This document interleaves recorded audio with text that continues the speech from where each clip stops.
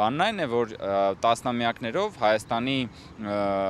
կղերականության որոշ շրջանակի եւ օլիգարխիայի միջև մի սրբապիղծ ամուսնություն էր տեղի ունեցել եւ այդ ամուսնության արդյունքում ծնվել էր մի այլանդակ համակարգ, որը շահագործել էր հայ ժողովրդին ինչպես հոգեվոր, այնպես էլ ֆիզիկական մակարդակում եւ այդ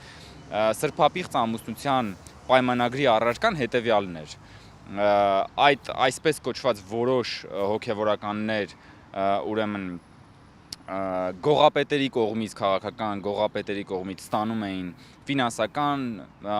որոշակի ուրեմն արտոնություններ, տեխնիկական, նյութատեխնիկական ամենատարբեր արտոնություններ եւ իրենք էլ իրենց հերթին եկեղեցու այդ որոշ